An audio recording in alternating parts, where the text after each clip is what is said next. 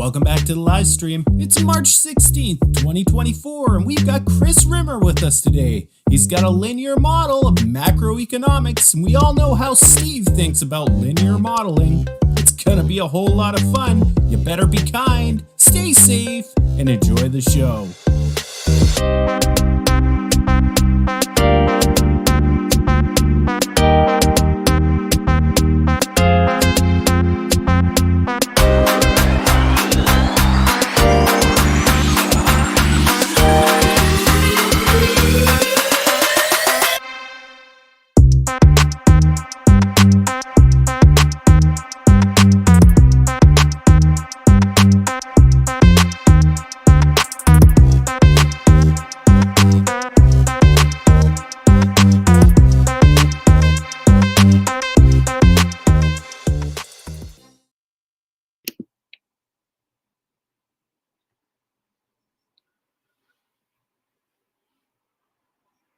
I'm waiting for the appearance. There I am. Welcome, everybody. We got another live stream, another Steve Keen and Friends live stream. I'm not entirely sure how my signal's coming across to everybody, so I'm going to, as quickly as possible, bring the infamous Mike Radzicki into the show. Now, I know he's having a little bit of a chow down in the background. I think he's eating his lunch or something. So that was the fair warning to grab his mug of whatever and guesses. Throw the guesses into the chat. Let's guess what's in Mike's mug. What is that, Mike? I mean, just keep people guessing. I think that's the way to go. Hey, Dan the man, how you doing? Good. I mean, at least you could hear me. I think I'm completely lagged worse than any 1970s martial arts movie or something like that. Like, the voice is completely, it's just a complete mismatch, right? Yeah. Anyways. One of the things in dynamic modeling is stocks create delays. So it's a stock flow issue. Oh yeah, okay. Yeah. Or latency. Am I in my flow state, Mike? What does flow state mean to you? Well, flows are the movie, change over time, and stocks are the snapshot when you stop the movie and there's a single frame. You're really stuck in that loop, that strange loop, aren't we? Yeah. Of system obviously, dynamics. I don't want to mute myself. Let me see if I can do something here. How about, does that help? Executive call here. We're gonna groom you to do a little bit more of a lead on today's show. So why don't we jump into the chatters? You've got the chatters, and then when we're done that, we're gonna bring the guest on. How's that sound? Sure. Yeah. Techno issues here. And before you read, just to let everybody know, I'm just off location today. I'm in a hotel, actually, so this is the reason why. But Mike, let's start at the top, left hand. We got Bill, and you're going to end with DJ something geek. Okay, so you do that. Yeah, give her your all. Let's see how you can do. All right. Well, here are our top chatters and commenters. Bill Goggin, Tom Hickmore, Richard M. Kernicki, Sasha Laban, Steve Rocco, Damian Penson, She Watches, Cobb Fan, Jim Roberts, Douglas Dowell, JD, we got a lawyer in the house, Minorian, Rick O'Brien, Yaro, Tom Kopp, Tony Wilson, Larry Summers is back in the building, Trigay, D. Smith, Danger Zone, Papa Spellio, the only, Steve Fitt, Wayne McMillan, Blue Bay, The Minstrel 55, TR, John Watson, Teresa Sanders, Stavros, Kara Georges, Lana Dell hates the clock. Hi, Lana. Econ in one lesson. Hello, Bob Liori. A lot of veterans here. Klotzlag, Jens Runberg, Josh Buckham, Steve Hinton, Dr. Alex Sadler. I don't know if that's an MD, a dentist, or a PhD. Thomas V. Worm, Straight Shot, Jean-Noel Avila, Y. Leon, Dave Collins, Web Freaks, Alex Plant, and Django Geek.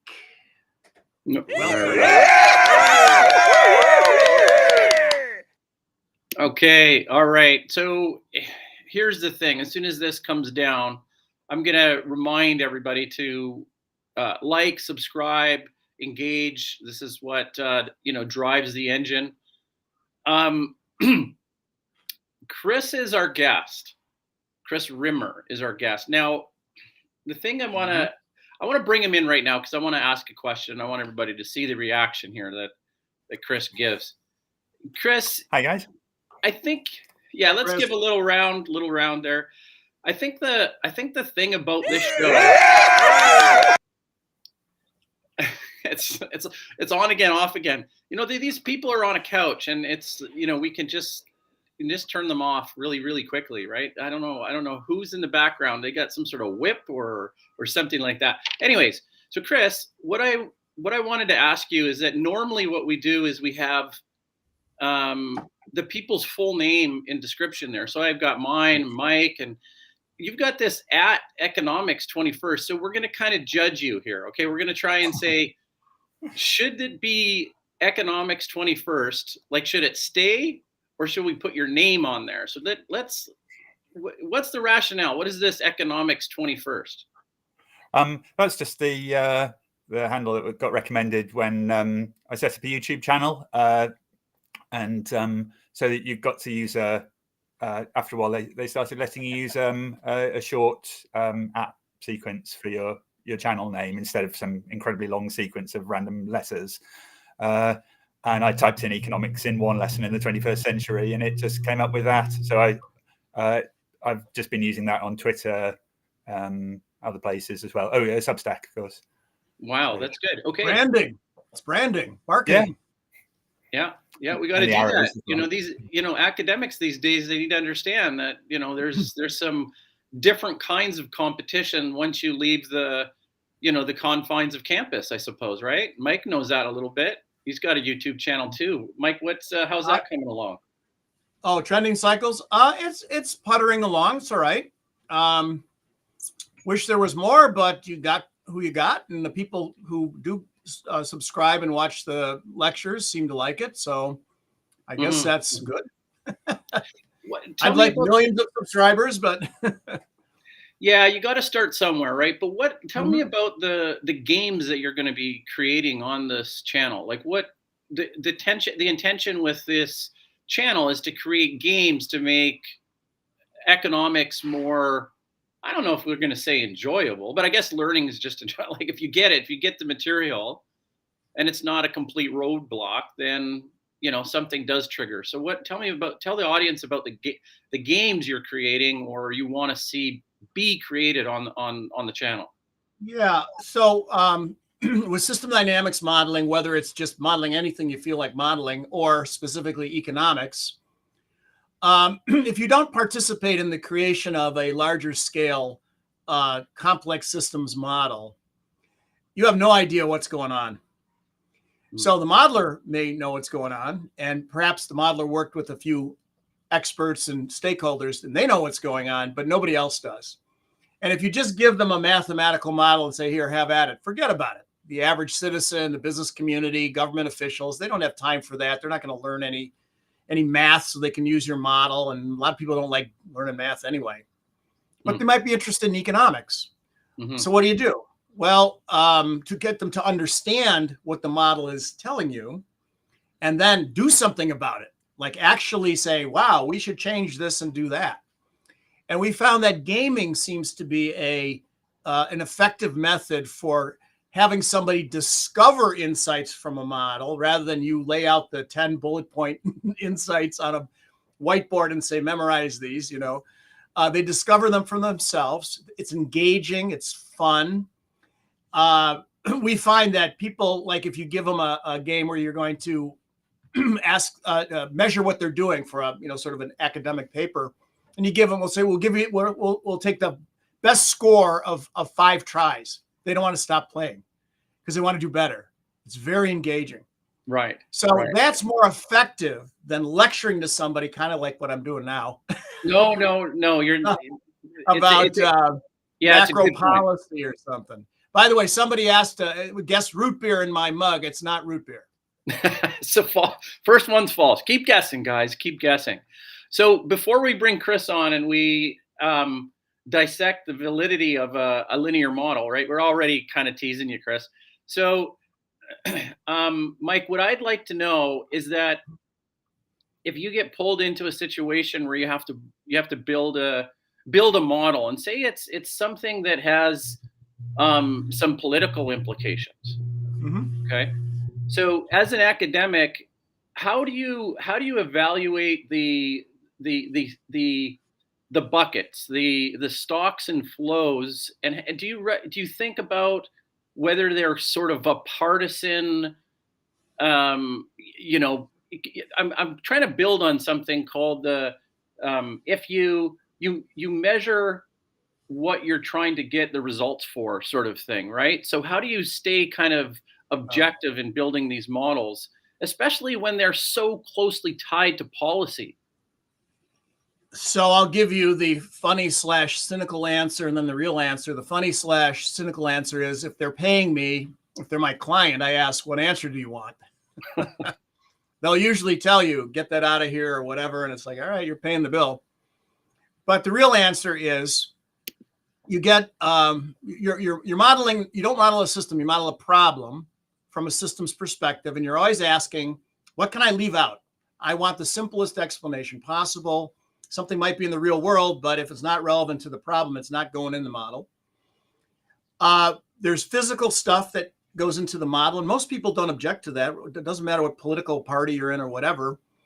The financial stuff is usually also pretty straightforward. The currency unit goes here, then here, then here. And anybody disagree with that?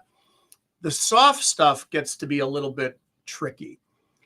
But you try and just say what should be in the model, what's important to the problem. And often you get a consensus on 85% of the model, no matter who's in the room. It's the last 10, 15% where people start to say, I don't know about that. And so then we either got a research question, we got to find out more about who's right, or we can just run the model both ways, Johnny's way and Sally's way, each time we try something. A lot of times it doesn't matter because it's not a leverage point. Oh, this comment just makes me crack up. Oh, yeah, Joe Polito, the Stephanie Kelton model from, I guess, Token Land. No, it's a slideshow. If you email me, I'll send you the slideshow. No, I did it like 20 years ago. But this danger zone one, Mike, come on here. He's talking. Oh, the hammer stuff again. Again, we circle back to the hammer. Yeah. Poor Chris probably doesn't know what the heck that means, and that's probably for the best. Yeah, we're not going to get into that. We're going to bring Chris in now, and I'm going to say, Chris, tell us about this linear. Is it a discover? I mean, I have to say, if you discover something and it's got a completely linear pathway, I mean, I think that's reason for celebrating, right? So tell me about what you're working on and what this linear business is all about. Okay, sure. Well, let me just give you the background to it. I didn't come from an economics background. I come from I did maths and computing at university, and then I had a career of 15 years as a software developer. But that involved a lot of object-oriented analysis and design. And what that basically means is, instead of taking problems head on, instead of trying to write software for the problem head on, what you first do is you create a model of the domain you're trying to solve the problem in. And then once you've done that, once you've got that in software, then you start trying to use that to solve the problem. So I've got quite a lot of background in analysis and design and modeling. And yeah, back in 2008, there's a work colleague of mine, hi Chris, who basically showed me this. Have you come across a video called Money as Debt? It's a 45-minute video, animated video on YouTube. It talks about how money gets created, and it's kind of conspiratorial. But it was interesting. I learned where money comes from, Well, wait a minute. I want to understand that. Why is it conspiratorial? What's the context behind that? It's basically suggesting that the banking system is set up to. Oh gosh, sorry, my battery's running low. I just need to make sure my laptop's plugged in. Back in 2 seconds. Okay. Where do you think he's going with that, Mike? Have you No. heard any good conspiracy theories lately? Oh, there's plenty on the internet, and it's on the internet. It has to be true. Somebody asked, "Where's Steve Keen?" Rick O'Brien. Where is Steve? He's a moving target. He's on the road, right? Yeah. Remember?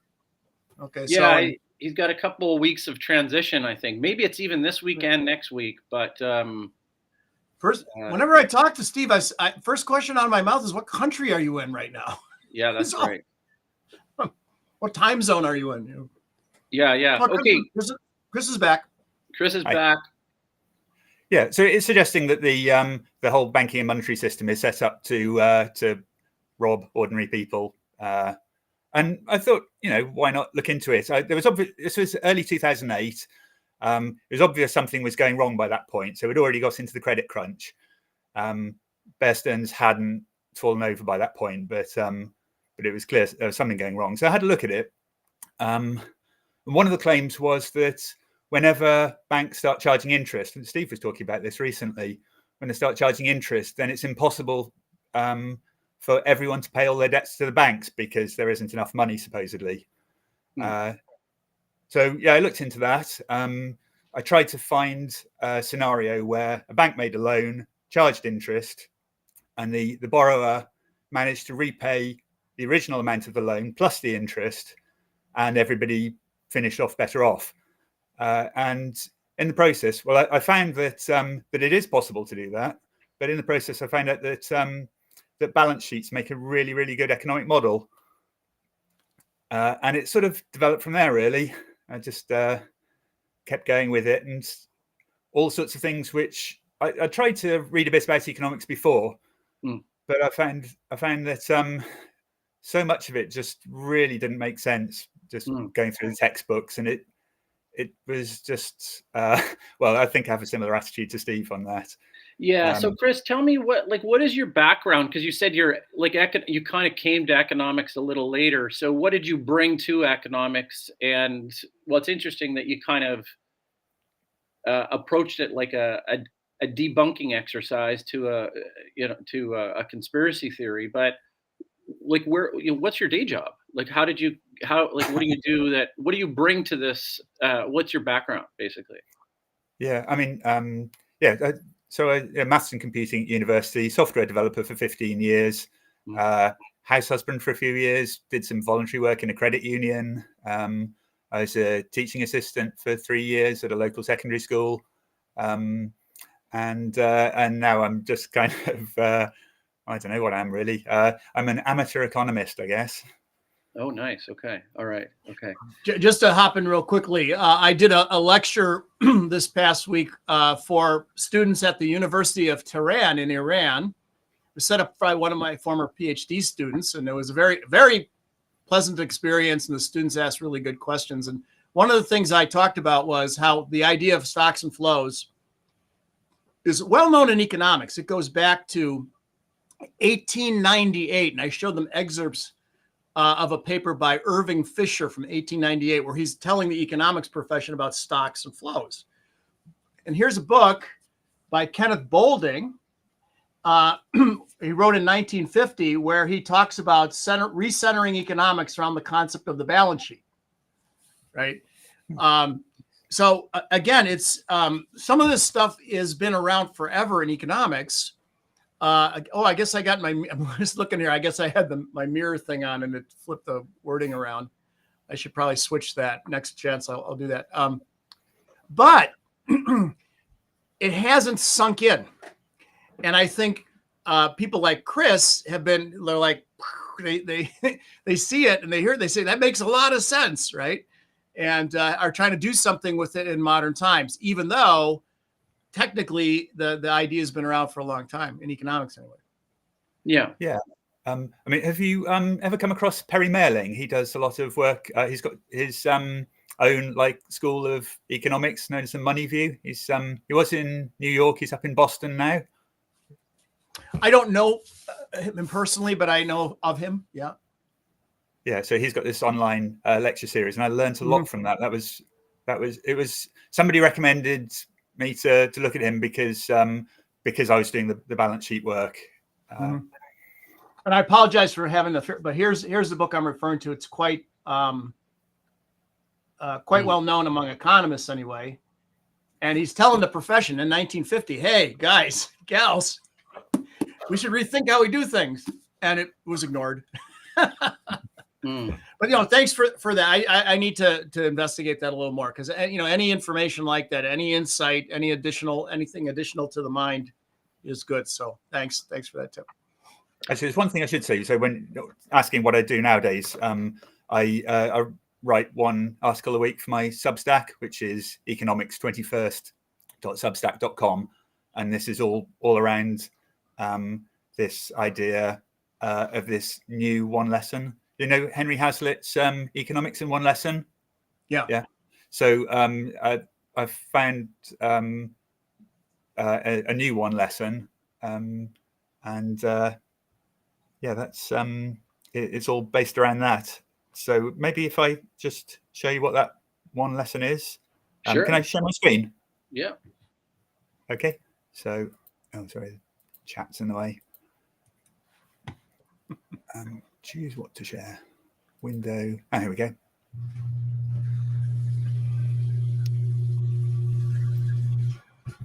So there's a little bit of a chit chat amongst our viewers about Python versus C++ and what should you use for modeling. And I said, I would start with Python if you want to. That's the easier one to get going with. I'm not a CS person trained as a CS. So what's more powerful? Ultimately, it's probably C++. But yeah, I always used C++ and Java as a developer. I started with C, but anyway, so this is this one lesson. And so to understand economics, look at how each decision or action affects each person's raw net worth. And this raw net worth is this secret to finding a linear model. So should I just explain what I mean by... Oh, this is great. Yes. Okay, so your raw net worth, you've got the house, the car, less the food, basically. So your consumables and your assets are the house and the car, whatever, right? Yeah, so you know how Keynes had this problem of trying to work out what units to use. What I ended up doing was using all of them. So yeah, don't give valuation to things. Actually, before I do this, before I go too deep into economics, can I just do you fancy doing a puzzle? Is that something you'd be happy to do? You're wonderful because you're kind of steering your own thing. I think that's a great idea. Yeah, just take. I've been thinking about this a little bit. So what you need. Sure, here we go. So slide one. Okay, so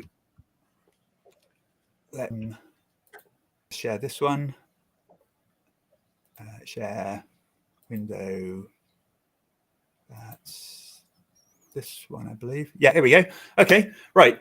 You've got an 8x8 grid, and you've got some dominoes. Each domino covers 2 squares. Can you cover the whole grid with dominoes without any overlaps and without going off the edge of the board? This is the easy one. It's in 3 parts. So you've got as many dominoes as you want. Anyone want to? I mean, I don't know how everybody else is thinking about it, but my mind goes to the top left, and I look at a 2x2, or 2x2 to the right, and then another one 2 to the right, and another one 2 to the right, and I'm like, okay, that quite evenly spaces out, and the grid just fills up, right? Yeah, that's it. So it's straightforward, isn't it? You just put 4 dominoes on each row, and you can fill the whole thing up. Okay, now for the next one, let's see if I can. Hey, Mike, you got to like this. This is kind of gamish. It kind of looks like a cellular autonomous model. If you keep slurring your words, though, Mike, they're going to think there's something really, dangerous in that mug of yours. Cellular autonoma. Page down. Let's see your photos. No, sorry about this. I'm not quite sure what's going on here. I might have to unshare and reshare.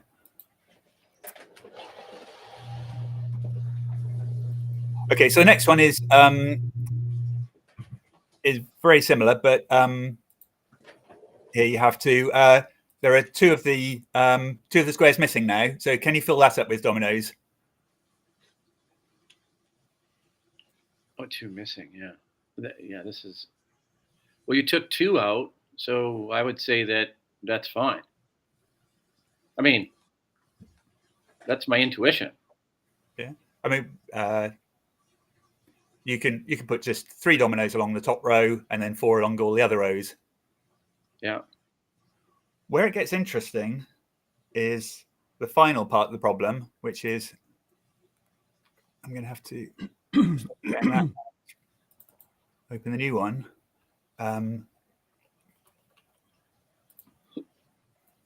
Okay, so now we've done something slightly different. We've taken off 2 opposite corners. Can you cover that in dominoes? Oh shit, Mike. You go, but I think no, because you lay them left to right or up and down. That's my guess. Odd number of columns, or can you kind of snake them round or something? So you put 3 along the top row and then one that goes in the top right and the one below it, and then snake them across to the left. And there is a point behind this.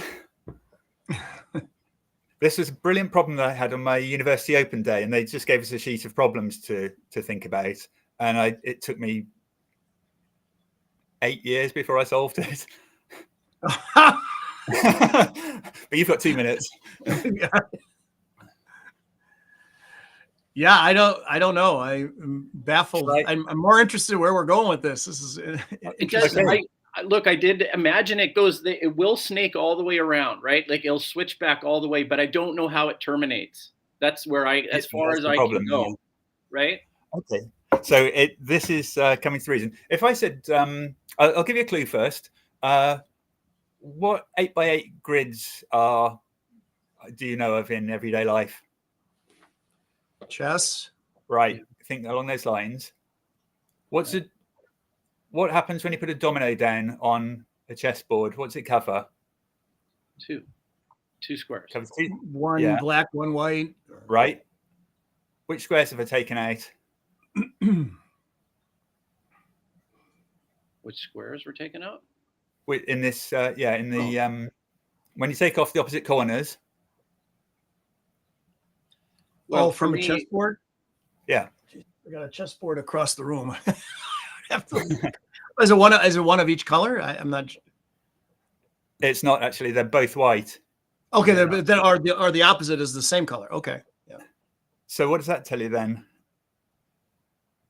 Okay, we're one less white than we are black on the total count.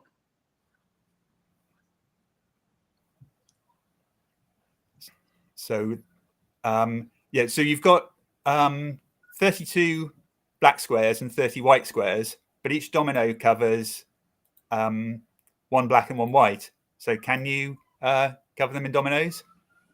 No. And once you've put on your first 31 dominoes, you've covered 31 blacks and 31 whites. And then there's, yes, that's right, 2 blacks left over. So you can't do it. There's no way of doing it. And what I love about this puzzle is that just putting that checkerboard pattern on, it tells you something. It lets you solve the problem straight away. You can do it with like a 1,000,000 by 1,000,000 grid. If somebody said, I don't know, if Bob Murphy or Stephanie Kelton or Richard Wolff or John Hearn came along and said, I've got this way of tiling the grid in my own particular way, then you can say, actually, no, you can't. It's impossible. Mm-hmm. There's something fundamental about the problem that when you've spotted a certain pattern, it can tell you the answer straight away. So that's why I'm bringing the subject up. And so is this a unique phenomenon to something binary, or is it, how important is the binary of black white to this? Is it purely a heuristic, or what's behind this? Yeah, it's not so much that it's binary. I think it's that this it's the idea of what they call an invariant. So it's something that stays the same whatever happens. So every time you put a domino down, you always cover one black and one white. Right. And so however you arrange dominoes on the board, you will always cover as many black squares as white squares. And that links the micro scale to the macro scale. So and that's really what this idea of raw net worth is about. Wow. Tie it to a universal law, Chris. That's kind of brilliant. Like if people understood how possibly amazing that is, that if it's tied to something like a universal concept, that's kind of the holy grail there. So that's interesting. Keep explaining. Let's hear more. Okay, yeah, let's go on to the economics in one lesson. So I was talking about this idea called raw net worth. Let me just find which. There he is. There he is. Chris, all right, guys.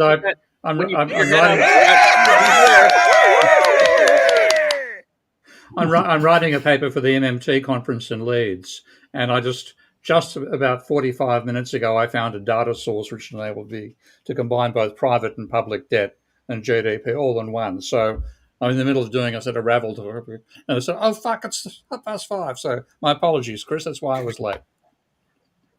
That's okay. Thanks. Thanks for having me on. I have read your paper, by the way, so I'm ready with some comments. Oh, okay. Excellent. Okay. So I was just talking about this idea called raw net worth. So to understand economics, if you look at raw net worth, it's there are some important invariants about this. So it links the micro scale to the macro scale, and the point about, I call it raw net worth. So a lot of people probably know what net worth is. It's your assets minus your liabilities. So the things you own plus the things you're owed minus what you owe. Excuse me. But I call it raw net worth because I'm not giving a valuation to each asset and liability.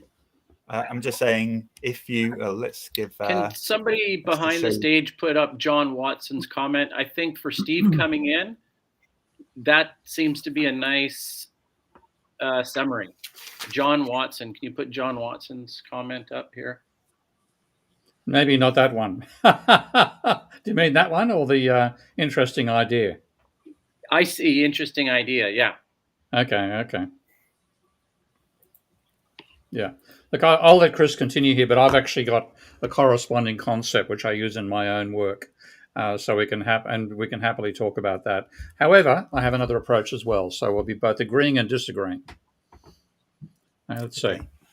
So here's an illustration. So Alice here on the left has got a house. She's got £100 in the bank, and she owes her neighbour Bob a bag of sugar. So you can see she's got the asset side of the debt, and the bank's got the liability, and then she's got the liability for a bag of sugar, and Bob's got the asset side. So I just say her raw net worth is her house plus £100 minus a bag of sugar. And let's just see where I was going to go following this.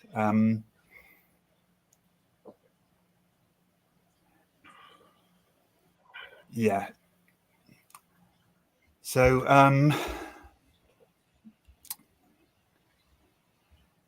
so it really is the model is just at this level of assets and liabilities. I was going to say an old subject like economics comes with a lot of baggage. So I jettisoned a few of the less important things like transactions, value, supply and demand, price, and predictions, and I think it's fair to say that you can understand firms, employment, trade, commercial and central banking, financial markets, government finances, investment and saving, and Ponzi schemes, foreign exchange, and lots of these things actually make perfect sense when all you do is look at what people own, what they're owed, and what they owe. And I'll try giving you an explanation of why I think that's true. So let me just see what I was going to move on to next. Yeah, okay. So just as an illustration of the linearity of this, I've got a maths question for someone to try. Any volunteers? Math? 0. I gave it I think I gave it a good go with the patterns there. So I think it should be up to. I think Steve, you got to exercise your math there. You've been Well, I've got to actually is what the symbols mean here, but my basic this is why I say this is where Chris and I are quite compatible. You may not have realised this, Chris, but by building the godly tables inside Minsky, which are measuring assets minus liabilities, then a conservation law that comes out of that, and you're talking about a conservation law here as well. Conservation law is the sum of all equity is 0, and that therefore means when you're looking at transfers between one party and another, what one gains is equivalent to what the other loses. So at the net level, you have 0 as the aggregate net worth of the system. So it's a conservation law, but of course there's much more to modelling than just the conservation law. But that's the essential commonality here. I get the sum of all equity is 0. So if one person is in positive equity, then relative to the rest of the society, the rest of society is negative equity to precisely the same amount, same magnitude. Yeah. Now, can I just say something? So you said the sum of all. So you've been saying equity, and I say net worth, and I think there's a difference, and that is you're including non-financial assets inside there. Yeah. Okay? Now, yes, that's right. We model non-financial assets as well. We haven't quite worked out how to do it properly in Minsky yet, so that gives you positive worth. Okay. Okay. Yes. So the financial side, if you look at financial, because one person's financial asset is another person's financial liability, the sum of all those is 0. But then you take a look at whether what you're using out of the monetary system is a way of turning, using money to harness real productive resources, and out of that you generate real net worth, which, as you say here, is positive. Okay. So yes, I mean, I certainly agree that the financial side all adds up to 0, and so the net worth of the world is the sum of all the tangible assets, and that was the result that Godley and Lavoie came up with as well. Yeah. I don't know if you. Yeah. I think the interesting thing is that when you start looking at these assets and liabilities with you start including all the tangible things as well, then anything which changes one person's net worth, including all the tangibles, if it increases one person's, it decreases another by exactly the same amount, except for production and consumption. So if I can just show that a slide here. That's not a good Yo, this is the voice in the background. I just want to remind everybody, we are live on LinkedIn. We are live on YouTube. We are live on X, formerly known as Twitter. Make sure you're hitting that like button. Chat in the comments. We take questions all show long. We love you. And I love this conversation about net financial assets and non-financial assets, which, Steve, I believe there is a workaround if you make multiple equity columns in the Godley table. That's the workaround. We haven't yet integrated that properly with. You've got to do if you want to do a conversion from a non-financial asset to a financial asset, you have to do it on separate rows. That's where you haven't quite fine-tuned that yet, but it is there. Can you see that screen I'm sharing? Yep. With the arrows. Okay, so so the only way your net worth your raw net worth can increase is either you gain an asset either a debt asset or a tangible asset. And the only way it can, or lose a liability. And then it's the opposite for losing, for your net worth, for your raw net worth to decrease. It's either gaining a liability or losing an asset. But what the analysis I've done is that anything that happens in economics can be split up into just these 7 types of what I call action, economic action. So it's smaller than a transaction. A transaction consists of multiple actions. And can you read those out? I'm just curious because I can't from my screen. I can't. Is that good? So new debt. So new debt. So that's where one person gains a new liability, another person gains a new asset. So that could be like when a bank creates a deposit. Transferring an asset. So here, Alice is giving Bob a £10 note.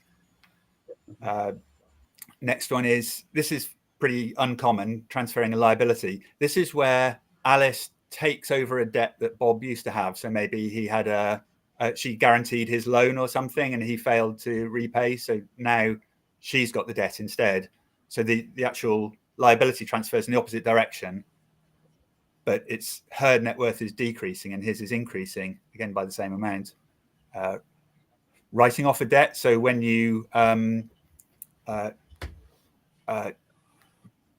see. So Alice is telling Bob that he doesn't owe a debt anymore that he used to owe. Transferring a tangible asset. So Alice gives Bob an apple. Production. This is where somebody gains a tangible asset and nobody else loses one. And consumption is where Alice here is losing a tangible asset and nobody's gaining it. But it's all linear. We can just add and subtract whatever part of people's net worth is being transferred. It's all transfers apart from production and consumption. From a system dynamics point of view, those are all just flows that change stocks. Yeah, definitely. Yeah. What about depreciation, by the way? You including depreciation? Well, yeah, no, it's a good question. I mean, depreciation. So there's 2 ways you can think about depreciation. One is actually the gradual deterioration of, say, a piece of machinery or something, and there's a couple of ways you can think about that. You can either think of it as it's like a machine is there until it's finally not there anymore, because it's completely worn out. So at that point, it's consumed.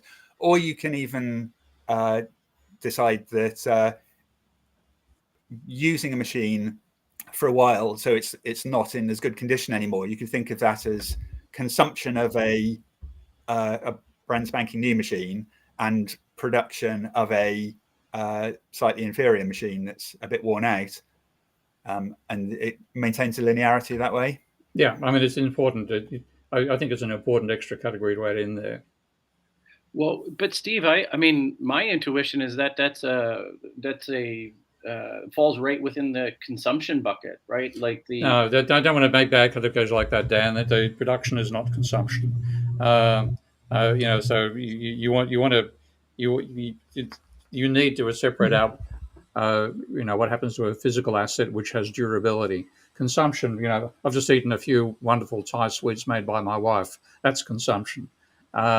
If I was, moonlighting cleaning somebody's house, which by the way would be a terrible job to give me because I'm hopeless, then the vacuum cleaner wearing down is depreciation. And I think you do need to include that as a separate category. So, Chris, I have a question. Are you using the concept of linearity by referring to adding to and subtracting from stocks, from assets and liabilities? Because a production could be represented with a Cobb-Douglas production function or a Leontief production function or a SMAC, and they're all nonlinear production functions, but they would add to the stock of inventory, let's say. Yeah, so I'm not really familiar with what you were talking about there, but I'm just thinking in the model, it's just when your stock of whatever tangible assets you have is reduced, then that's a form of consumption. When it increases, it's a form of production.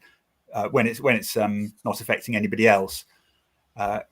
When you say it's linear.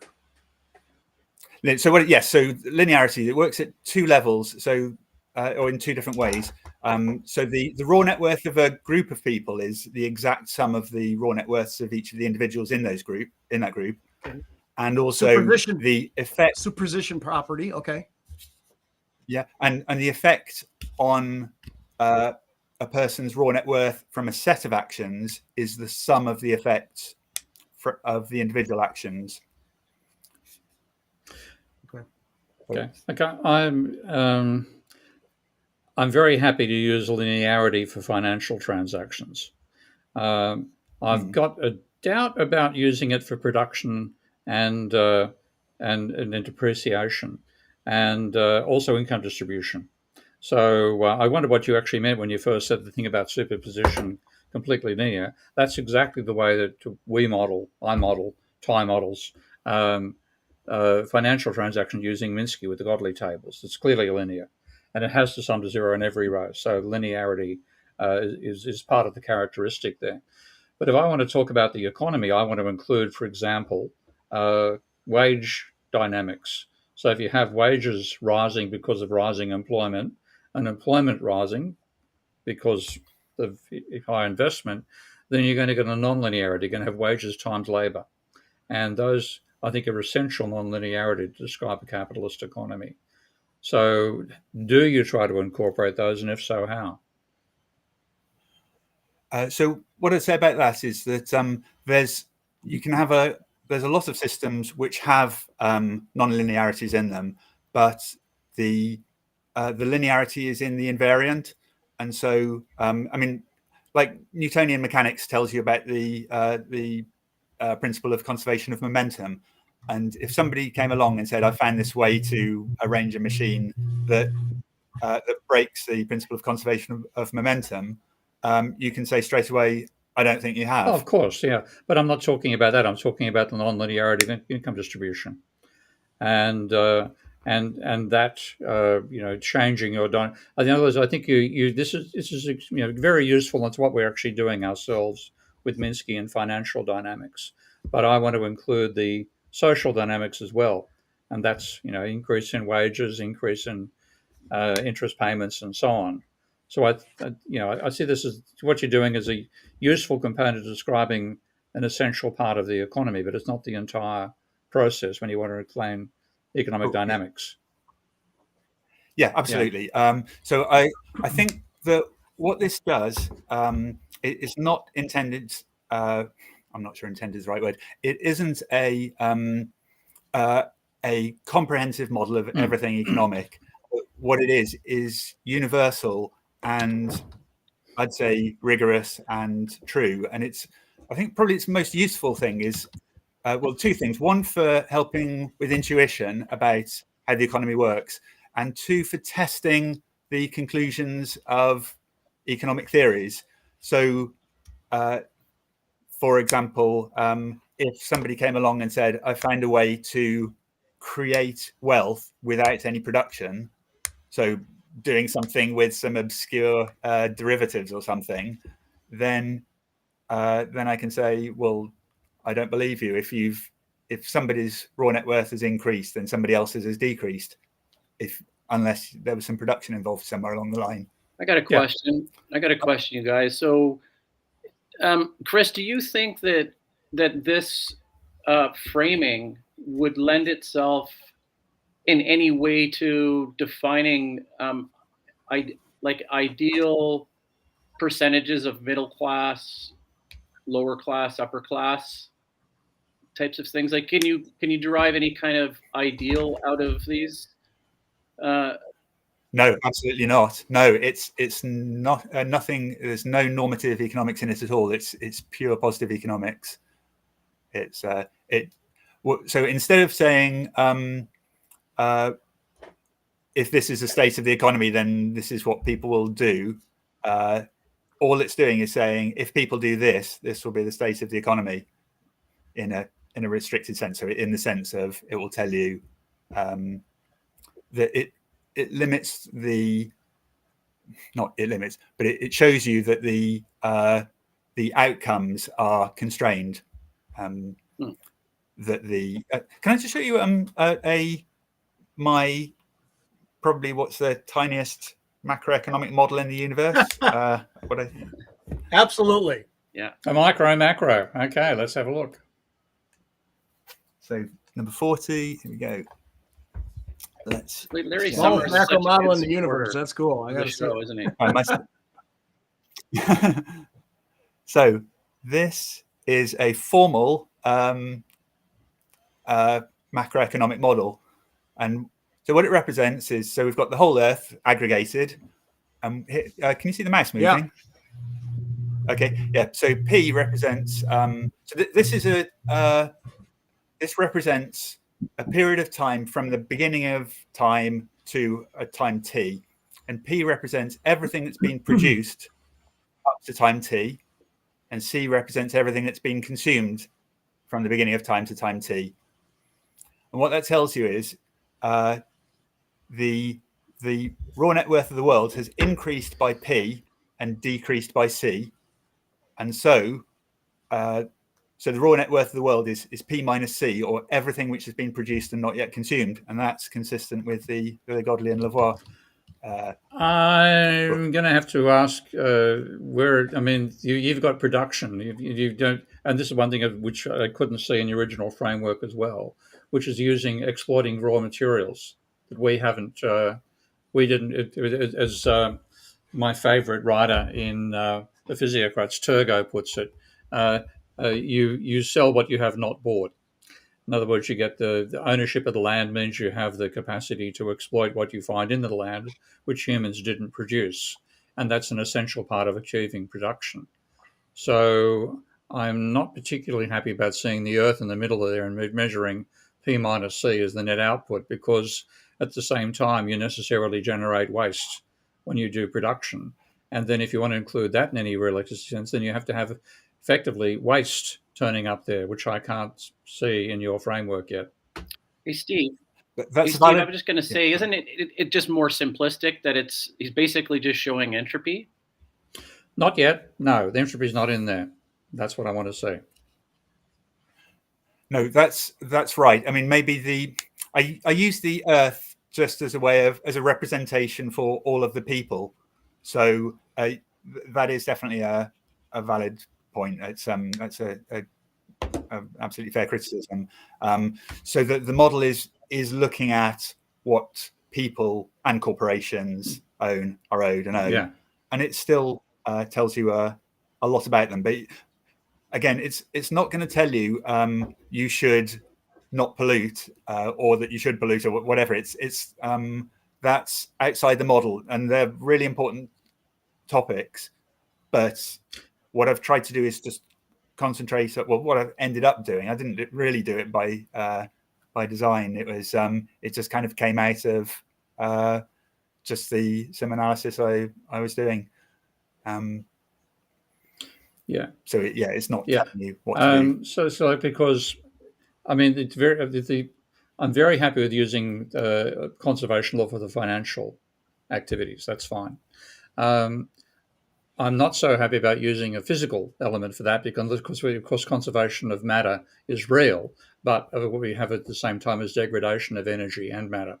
And that's what I've actually done, a Minsky model of that, which I did with Matteo Scriselli and Tim Garrett, to try to model production involving multiple inputs and outputs and working straight from nature.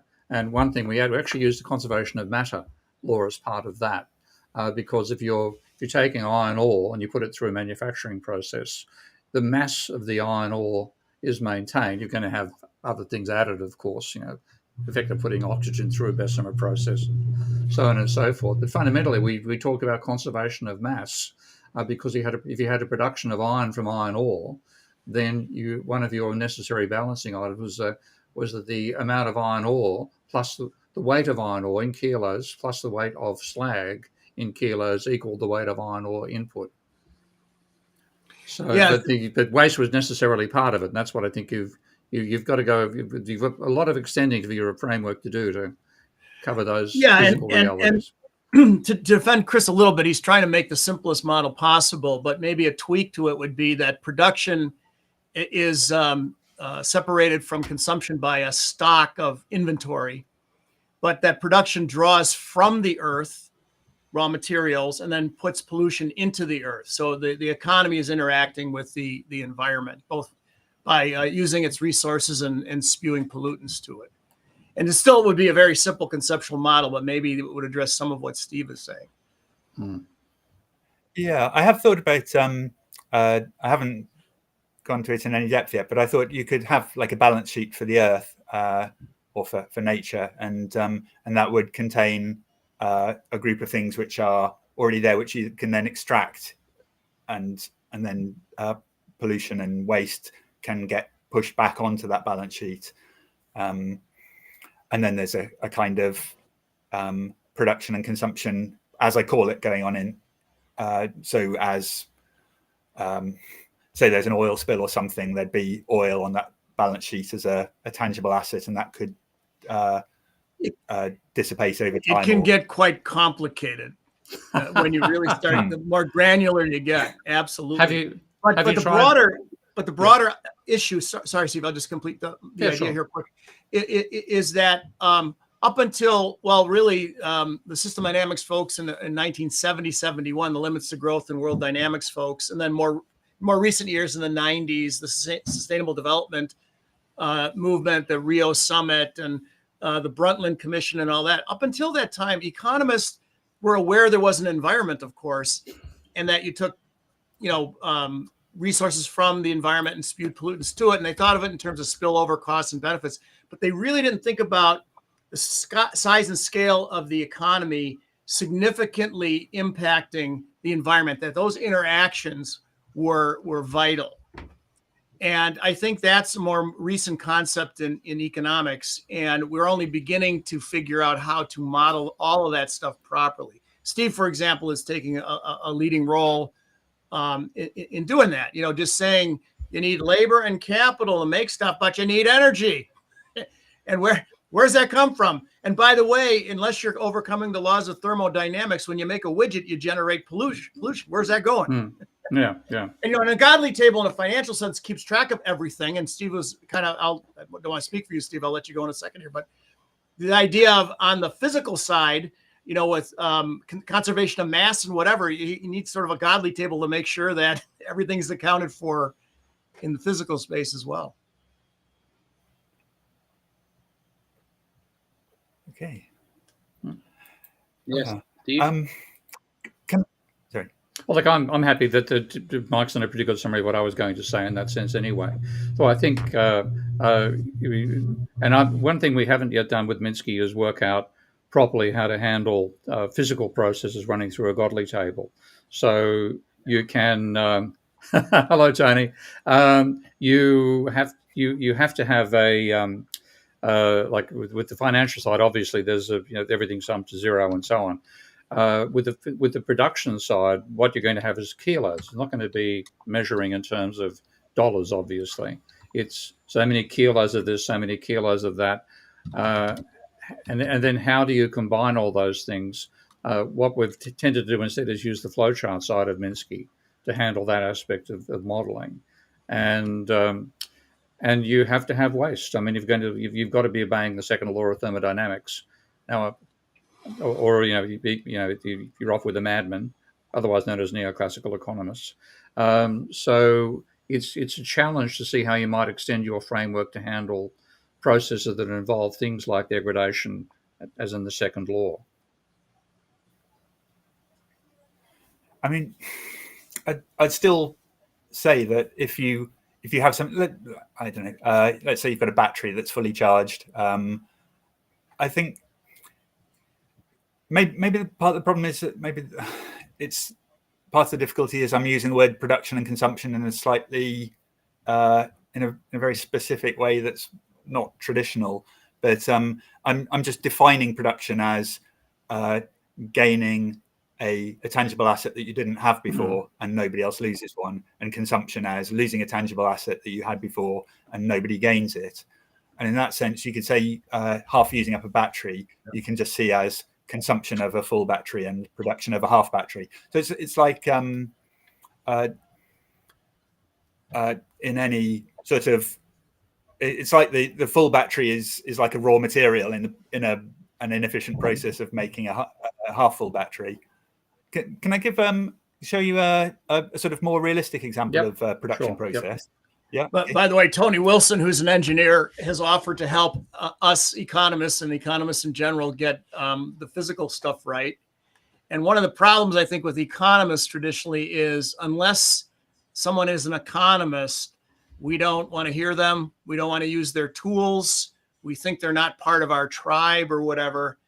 And other disciplines don't seem to have that problem. Physicists will say, "Yeah, there's a tool over here. It works. I'll use it. I don't care who invented it." But economists it's twofold with economists. First of all, they don't want to use anybody else's tools. Secondly, they want to invade everybody else's area with their tools. So they're doubly bad. Yeah. So I don't know why that is, but it's a weird. Arrogance is the one thing you get out of an economics degree is arrogance. That's the one thing they really do teach you. I can't disagree. Okay, what's this one, Chris? Okay, so here the picture of the Earth just represents everybody apart from Alice in the middle here. So Alice builds tables. So she buys 3 planks for £50. That's transaction 1. She uses up the planks while making the table. So there's the consumption of the planks and production of the table, and then sells the table for £100. So let's just look at all the arrows pointing to and away from Alice across this whole thing. So she loses her net worth goes down by £50, but increases by 3 planks. In the second transaction, net worth decreases by 3 planks, but increases by a table. And in the third one, her net worth decreases by the table, but increases by £100. And when you've cancelled everything out, all the opposites out, you just end up with a £50 profit. Now, this, I think, is quite a useful illustration of some people. I remember Russell Brand talking about when, I wouldn't count him as the greatest economist, but he's expressing a popular opinion that that when somebody's made a profit, that must mean that somebody else has made a loss. And what this shows is, if we look at the rest of the world, what's happened to them? Well, they gained £50 but lost 3 planks, and then they lost £100 but gained a table. So they're changing their raw net worth minus £50, minus 3 planks, plus a table. So they haven't lost out. They've paid £50 for in order to have a table instead of 3 planks. And I think this shows the non-zero sum nature of production quite nicely. Yeah, but let's say one thing you're leaving out there, and Tony, well, this is energy in kilowatt hours, not kilograms, because I'm aware of that one, Tony. Yeah. But then energy is not included in economic thinking, and that's not there either. So you've got everything being produced using stuff that already exists inside the economy. Now, of course, that's one of the fallacies of neoclassical economics, and that's one reason I came up with that little line, labor without energy is a corpse, capital without energy is a sculpture. So you have to have energy as an input. So you need to have an input there from the natural environment, which you don't yet have. Yeah. Okay. So we could add another input to that. So Alice could buy some gas or something and burn that up, and that would also be consumed in stage 2. So I think that can be part of. Yeah, but you do need to expand it. So, like, I'll bring up one of my little illustrations if I get a chance sometime in the show. But what you have to have the natural environment both as a source of essential inputs, and you have to have it as a place in which waste is dumped. And again, effectively, in a simple version of the second law, the waste is greater than the degree of production done. and that is left out again of the economic thinking in general. That's why we're in the calamity, not the problem, not the predicament. It's the calamity we are right now by ignoring all that. Hey, I want to jump in here, Chris, and it's the time in the show where we're actually going to get you to read the top chatters list. You can pull that up. And so, Chris, why don't you start at the top with Bill and end in the bottom right with the geek? Okay, let's try. Okay, Bill Goggin, Tom Hickmore, Richard M. Kiernicki, Sasha Labin, Steve Rocco, Damien Penston, She Watches, Cobb Fan, Jim Roberts, Douglas Dowell JD, Manaharan, Rick O'Brien, Yura Jarrow, Tom Kopp, Tony Wilson, Larry Summers, Tregai, D. Smith, Danger Zone, Papa Spelio. Oh, something's just popped up in front of the private chat. There we go. Papa Spelio, the only, Steve Fitt, Wayne McMillan, Blue Bay, The Minstrel 55, TR, John Watson, Teresa Sanders, Stavros Karageorgis, Lana Dell Hates the Clock, Economics in One Lesson, Bob Leori, Cholt Slag, Jens Rundberg, Josh Buckham, Stephen Hinton, Dr. Alex Sadler, Thomas V. Worm, Straight Shot, Jean-Noel Avila, Wai Leong, Dave Collins, Web Freaks, Alex Plant, and Django Geek. That was pretty good, Chris. That was pretty good. Can I hop in here real quick? Ghost has a very good question about how important is it to have a detailed accounting of energy and to macroeconomics? And I think it's very important that we get energy right, because a lot of people are, quite frankly, shallow thinking. They'll think, well, renewable energy, we just go to it, windmills, solar panels, electric vehicles, and why don't we just do that? And they don't take into account all of the aspects of energy related to that. And it's not trivial. It's a rather simplistic point of view. So to the extent we can get energy right and make it available in our models and to, in our books, our lectures, our videos, so we get a complete accounting of what it takes to make a policy change, I think that's important. I think Ghost has got a great question there. Yeah, the logistics, I see that as a very important model that Chris's model can't address. But I think I'm a little bit more complimentary on his linear approach. I think some of them eliminate the presuppositional discourse that happens in politics, and it makes you think: is it necessary? And could the system be based off of more of a linear process? And what would you say the dangers of that would be if we moved in a direction like that, Steve? Sorry, pardon me. I was looking for. You better repeat it. Sorry, Dan. I was looking for a figure on my computer at that time. So hit me again. Well, so Mike has said, there's a lot of, and you guys are both talking about the granularity that is just simply missing in Chris's model. But tell me about, what would you speculate the dangers of adopting a model like this? Could it preemptively eliminate some of the unnecessary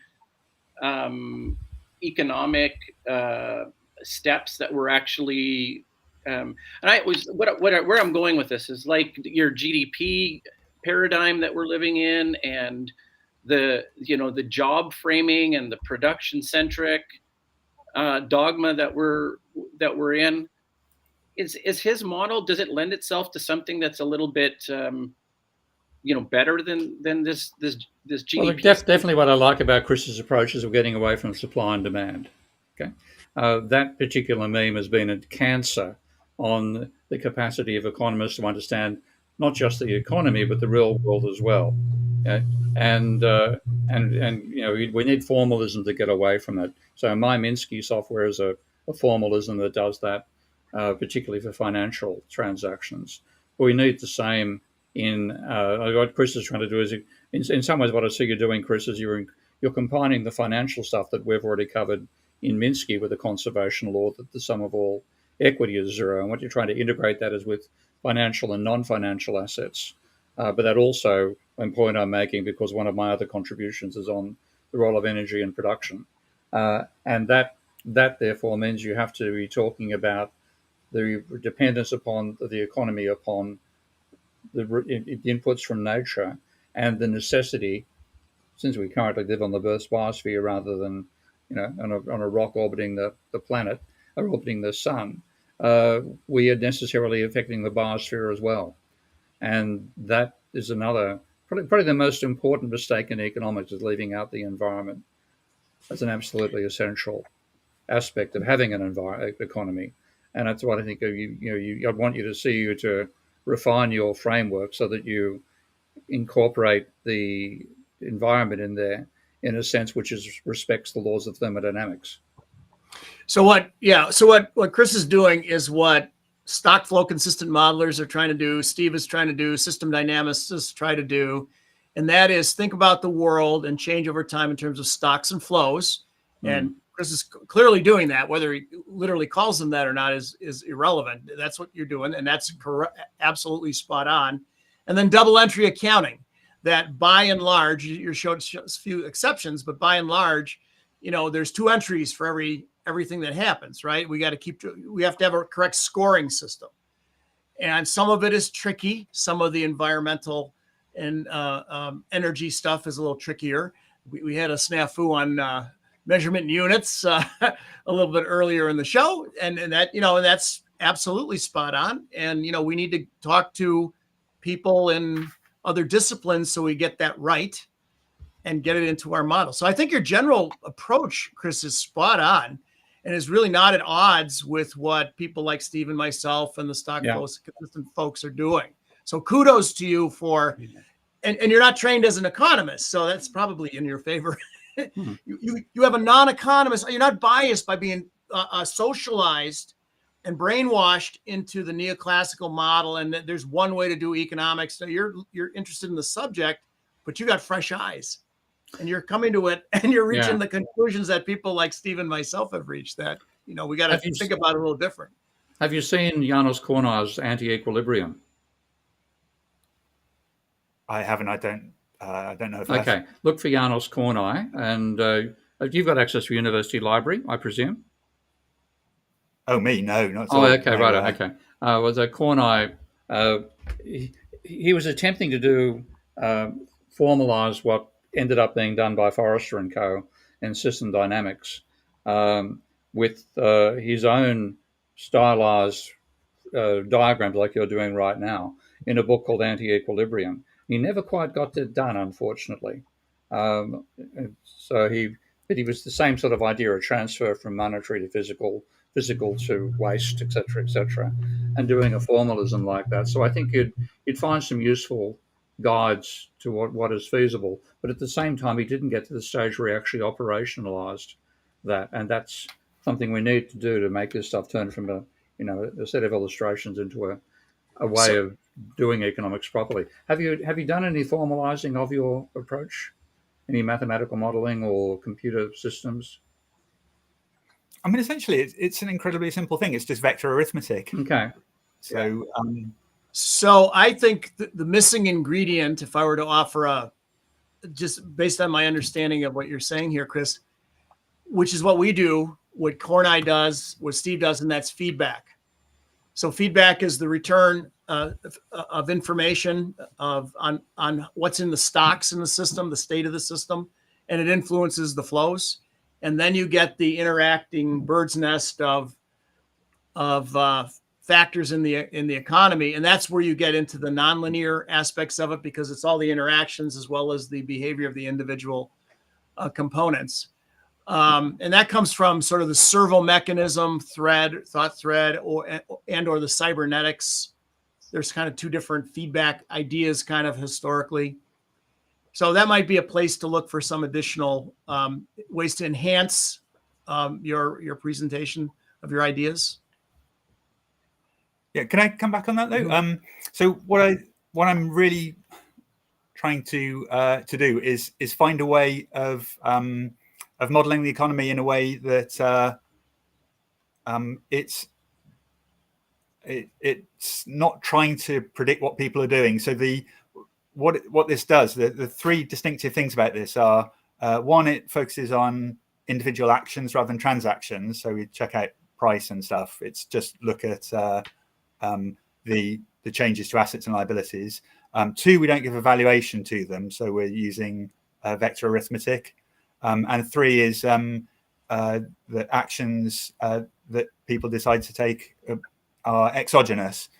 And so it's just, if people decide to do something which will change their assets and liabilities, what will happen? And then it does become very simple, simple arithmetic.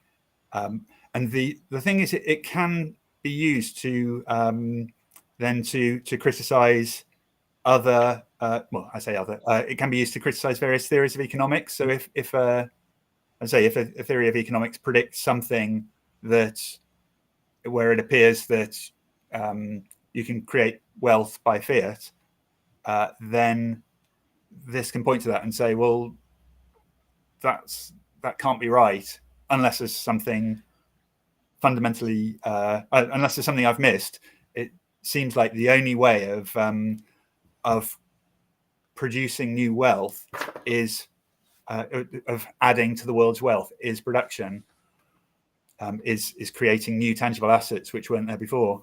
So do you just model it in a spreadsheet to the extent if you were to build a little more formal model than you've shown us?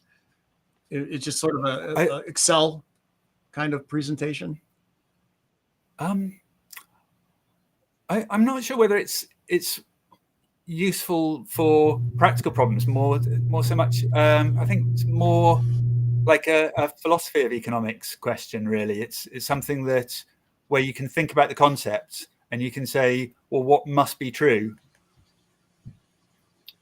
That's what I thought of too. I see a little bit more value in the criticism's really coming from Mike and Steve.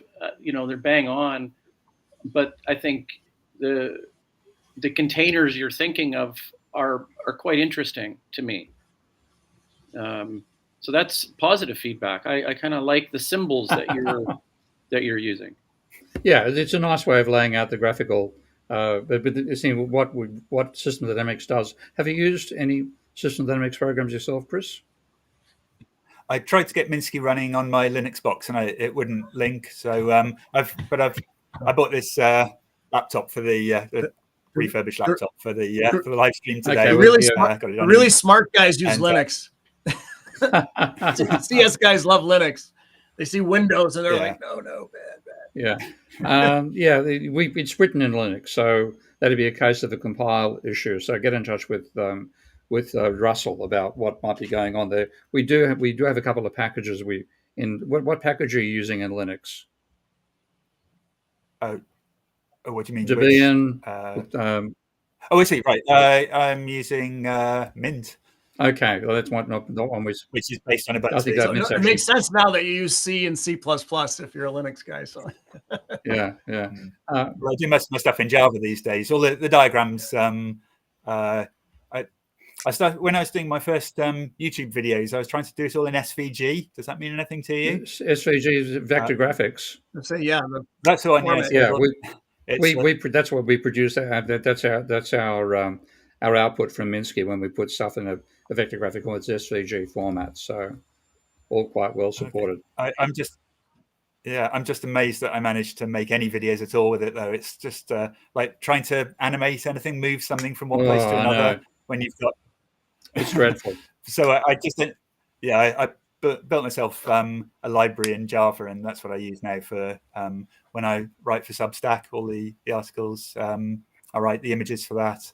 I just write.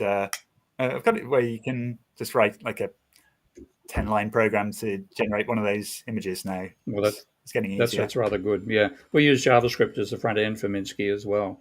But yeah, I think you've actually got the beginnings of a System Dynamics framework there, what you're putting together, and it'd be intriguing for you to see if you can actually put your thinking in a feedback system, which I can see Mike nodding vigorously there. Yeah, it seems like the logical next step. Yeah.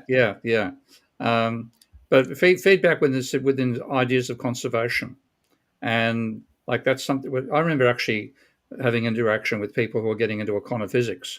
And I remember having a chat with a physicist on the bus after the conference. He told me the sum of all money is zero. And I went, hang on a second. You've got a conservation law stuff up there. And that was really, I think, looking in terms of like a loanable funds approach. And when you look in terms of the real world where banks create money, then you get the sum of all equities is zero. But money is one side of the ledger, so you don't get zero money coming out of it. So it's useful to use conservation laws, but you've got to be accurate about where they apply and how they apply. So you've got conservation, obviously, with financial transactions. When you're talking about financial transaction and then a physical object as part of that, then you're using the monetary valuation to maintain the conservation law. But the physical production is going to involve using resources from the planet. Otherwise, you can't make anything. And then when you do that, you've got entropy and waste generation turning up as well. But you do, when it comes to money, though, I mean, is it not, what I'd say is, so money is the holder's asset, but it's an equal and opposite liability for the issuer. Yeah, everything went up. I mean, like I've had a dispute with somebody on whether cash, for example, is an asset and a liability. And a lot of people think cash, it's my asset, nobody is liability. But the only reason people accept cash is because it's the liability of the state. Okay, and normally cash is a liability of the central bank as it happens, and coins are a liability of the treasury in most countries. And if it wasn't a liability, then nobody would accept it in exchange. So when you lay at a table, like instead of interacting godly tables, which I hope you get a chance to use, when you do that, then you've got to have an offsetting asset for every liability when you're talking financial assets. Yeah. Can I I haven't got a slide for this, but there's hold on, Chris. Since Dan's not really doing his job today, I know he's in a hotel thinking about clouds and rainbows and whatever. Just to remind everybody, we appreciate that you're watching on LinkedIn, Twitter, now known as X, and YouTube. Make sure you hit that like button. Leave your comments. We love replying to the comments. If you got any questions, make sure you put them in the chat. We appreciate you guys. Thank you. And we'll continue on with this brilliant conversation with Chris Rimmer. In my defense, we got right at the point where I was gonna jump in and say something, but it was so interesting, I just had to let you guys keep going. So go on, okay, Chris, you're back on stage here. Let's hear it. Okay. Yeah. So what this sort of model leads to is the idea of every individual and every person, every corporation, anything with a balance sheet. If you just imagine them all in a long row, each one has got a big pile of their tangible assets. And then on top of that, you've got people write IOUs to each other, and that's subtracting from one person's pile and adding to another person. So the idea is that they're saying that at some point in the future, you're going to transfer something from my pile to yours, but between them all there is just the tangible assets plus a load of promises to transfer them later. Now, one of the things that this can show up quite nicely is that when people start making promises beyond what they're actually capable of transferring, then there's a real problem. And it seems to me that insolvency, where you've made a promise that you can't keep, that really is quite a major problem. And so a Ponzi scheme is kind of a classic of this sort. You've got somebody's starting up a Ponzi scheme. They've taken in £1 million, and then they start making promises to pay out 2 million or 5 million or something later on, but they haven't actually got enough assets to be able to do that. Now, normally you don't see that until it becomes a liquidity problem, until confidence fails and people start saying, well, give me the money that you promised me.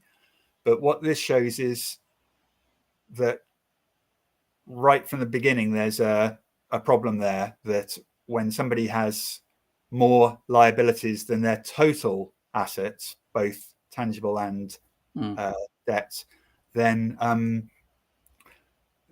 you can see straight away there's a fundamental problem there. The only way that that's going to get resolved is if the person who is insolvent is able to produce something to be able to keep all their promises.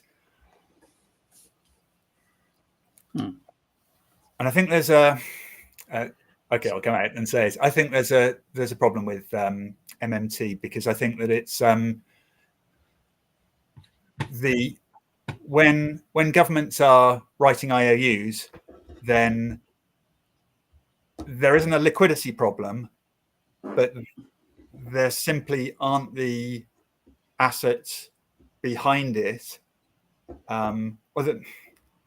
unless they start selling off like public land or hospitals or whatever, to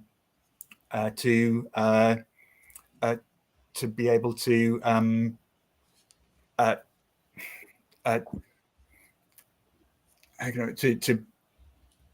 settle those debts. So I think when you start introducing debt, so you start, let's say you can imagine like a barter system where you've got just tangible assets, but then you add a layer of debt on top of that. And I think it's really important when you start having credit expansion, you've got to look at credit contraction as well. You've got to look at what happens after credit contraction if you want to compare like with like. But if you compare a situation where there's no credit, the situation where there's a lot more credit, it's not comparing like for like. And so I think there's an issue there that there's a lot of getting away with things, as it were, when you start issuing credit, but and you can get entities becoming more and more having their raw net worth dropping more and more and more. Oh, I love the comment. Thanks, Larry. Well, that's where the feedbacks come in, and I think it's when I model MMT, what I got out of that is the government creates positive financial equity for the non-government sector by running up negative financial equity for itself. And the issue that a lot of people get confused about it, they think, well, how can the government possibly handle being in negative financial equity? And the answer is because it's the government. It is the thing which defines the legal framework of a country. And so it says where its currency applies.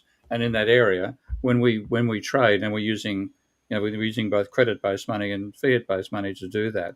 But what we're basically doing is transferring the liabilities of another group towards ourselves. When we use credit money to buy something, we're transferring a bank liability from one person to another.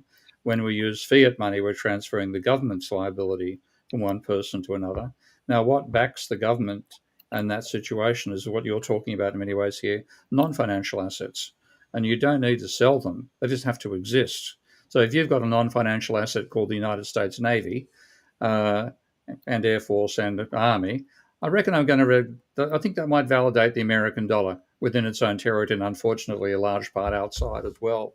So it isn't that you need to convert a non-financial asset into a financial one. I think that's still thinking in terms of money as a commodity. But when we're looking at money as a liability of a third party, then it doesn't have to have commodity backing. So let me hop in here.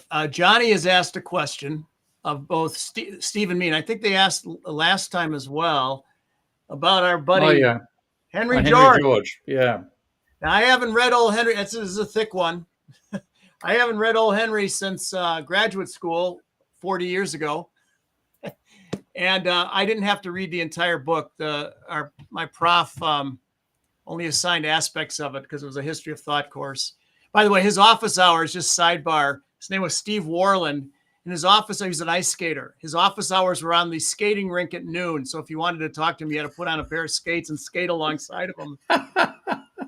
Professors are, but the larger point here is no. So I haven't done any modeling of Henry George, but I think my research group at WPI and myself, we have been modeling some of what the great thinkers in economics have said with the written word. A lot of these folks didn't use math. And we have the tools now to represent what they said with simulation tools like Minsky or what have you. And more of that should be done so that others can understand what these people were saying. Their thoughts are buried in the dustbin of history. These musty old books, you pull them off the shelf and they're like, you blow the dust off and all that. But if we can represent them with modern simulation tools and let people experiment with them, I think there's a lot of value. Can I interrupt here since we've lost our host? So the producer will just kind of step in. I kind of want to know, how did Chris Rimmer encounter Steve Keen's work? Like, how did you find him? You know, what gave you? Obviously, you must admire him somewhat if you've come on the show. So, you know, how did that happen? What did you see a paper? Did you see a post on Twitter? You know, what drew you to him and his work? Yeah, it was. I think it must have been a YouTube video. I don't know if you remember, Steve, but I emailed you back in 2016. I think it was, and you'd put a video out about astronomy and what was it? Going from Ptolemy to Copernicus. Yeah, Copernicus, yeah, that's right. Yeah.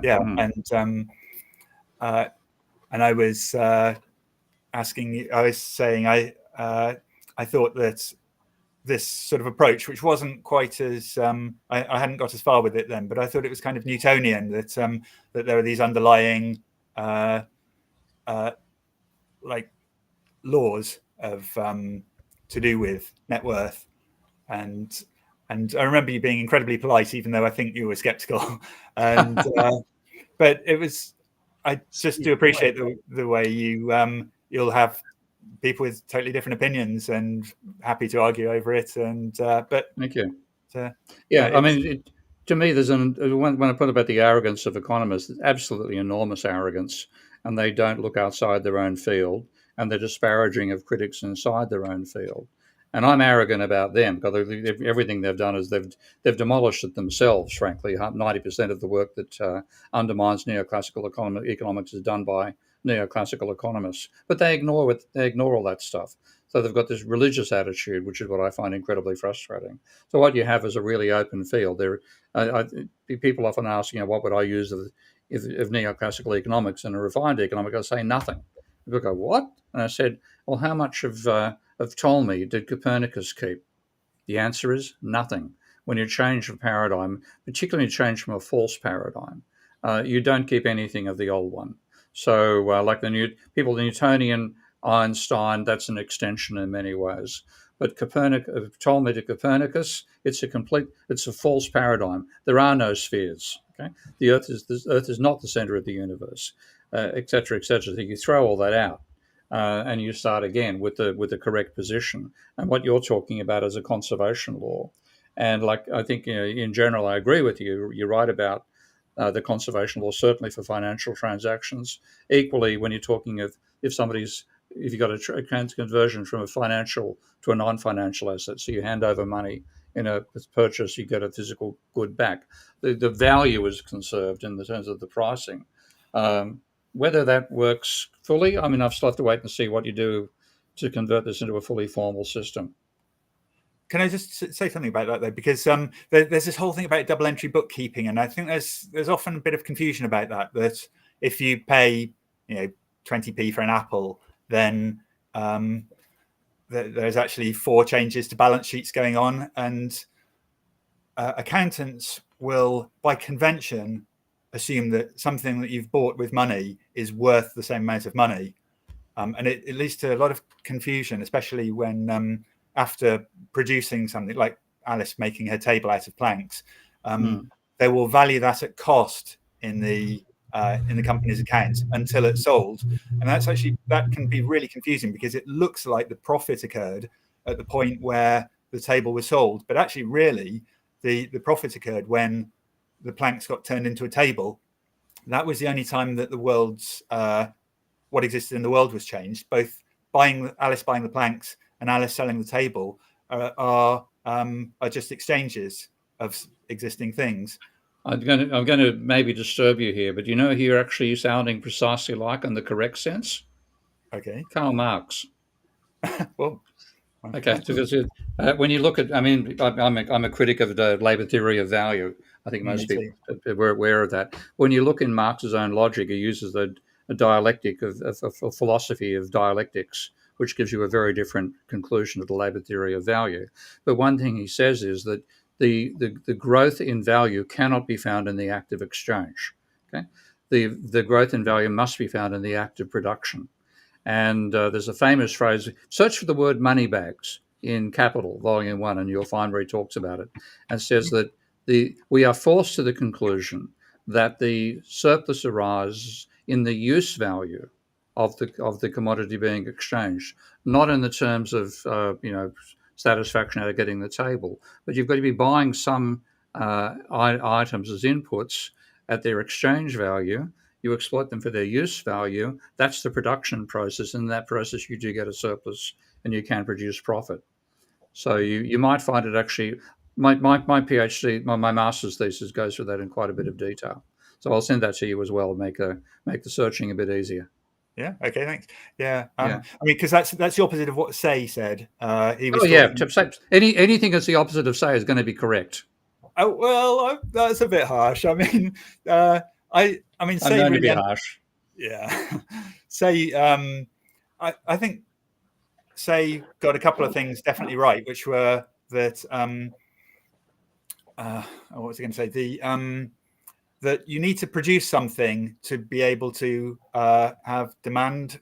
That's what the demand ultimately comes from, production. And I'm sure you're going to disagree with that, but that's he talks about an equivalence between the two, and that again you can find a lot in Marx. So Marx talks about two circuits of capitalism: CMC, commodity, money, commodity. And he said in that particular circuit, all that's being maximized is use value, which is like some commodities with a specific use value. You convert it into money, you buy others with a different use value, and that's a qualitative change. But the event Marx, and that's where Say's logic is restricted to that world. You've got a bunch of commodities, you sell them for money, you buy a commodity you have more desire for, you're going to get an increase in utility. And that's what Marx actually agrees with that on that point. But he said there's also circuits where people start with money, buy commodities with them, combine them in a production process, produce other commodities, and come out with more money. So it's MCM plus. Yeah. Here in the States, Henry Ford apparently had Say's law in mind when he was asked, why are you paying your workers such a high wage? And he said, because I want them to be able to afford to buy the cars they're making. No, that's not so much Say's law. That's effective demand. Henry Ford is somebody we should have a good talk about here, including his anti-Semitic side. Yeah, he was a bad dude in many respects. Good dude, bad dude, weird combo. Yeah. Reminds me of some modern entrepreneurs. Anyway, sorry, Chris, we're getting a bit distracted here. Yeah, that's fine. I think the pub conversation has taken over. The other thing about Say was he did seem to understand the idea of bankers creating money. I certainly got that impression from a bit I was reading. I'm not aware of that. And so, the only part of Say I've bothered reading is his Catechism on Political Economy. So what have you read of Say that I might not have read? I've just read bits of that. I will tell you the other thing that he did well was considering service as the simultaneous production, transfer and consumption of an immaterial product. I think that's a really good way of looking at it.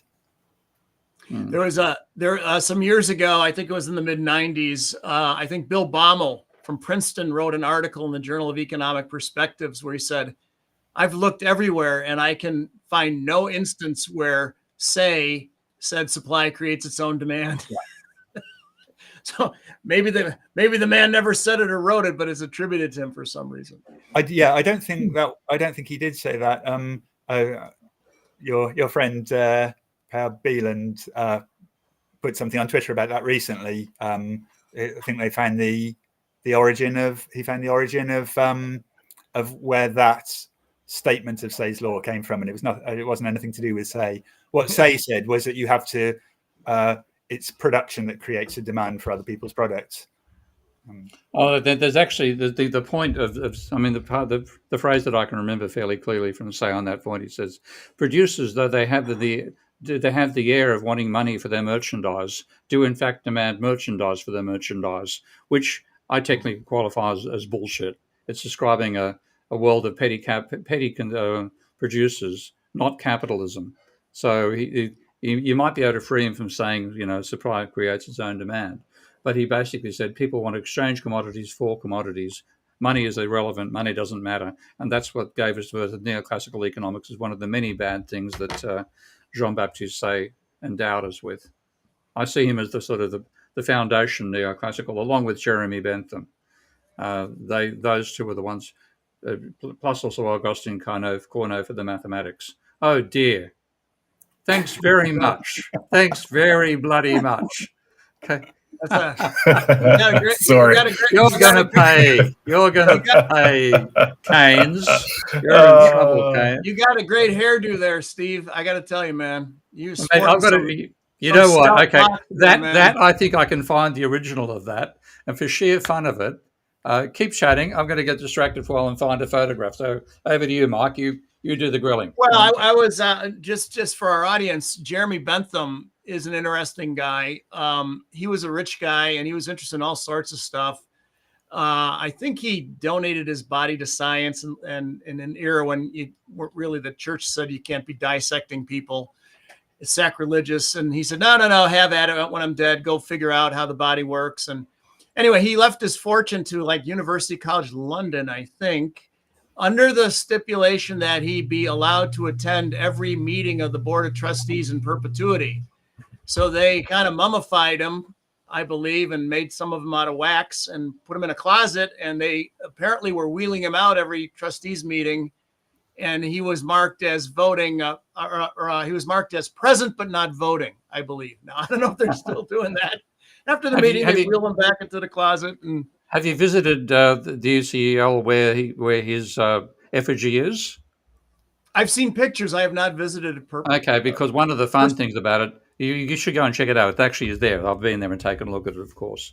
But one fun thing about it was it used to be his skull as well, until King's College came along, ripped the head off and played soccer with it. And now it is there. That's right. Yes, that's true.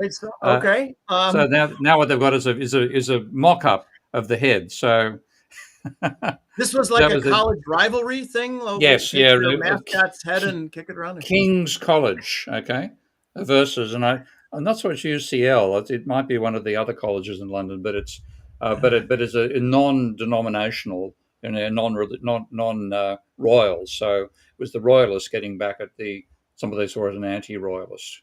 So, I think quite a few economists I'd like to do that with, and most of them are alive. Hi, Larry. I'm still trying to find that photograph, so pardon me. I'm looking around. Right. So Chris, you're in the UK. Have you ever gone to see Jeremy Bentham and his utilitarian philosophic calculus? I guess pleasure and pain. No, sorry, I know very little about it. Was he? I've got a feeling he was on one of the Horrible Histories programs. Probably. Almost certainly.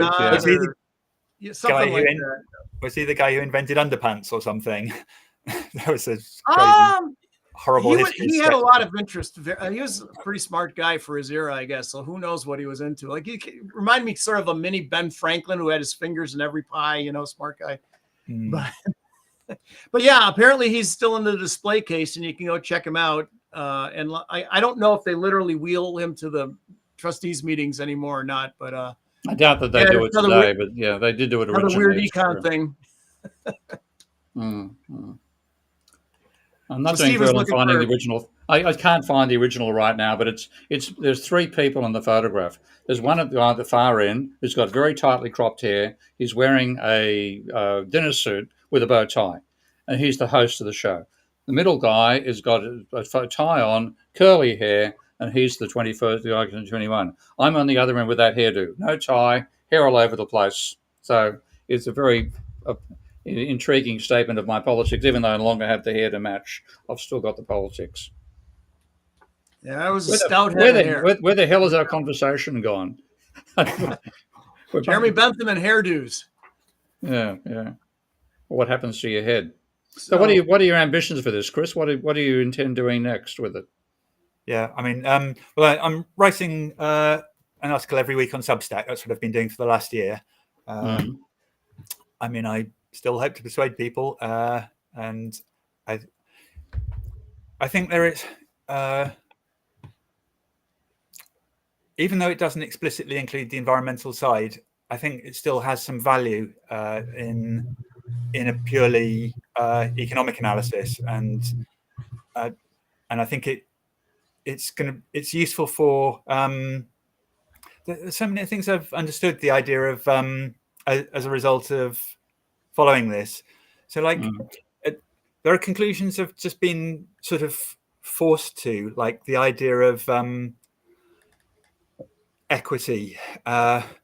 So there's two concepts that I see, net worth and equity. So I'm probably going to use them differently from you. So net worth to me is just your assets minus your liabilities.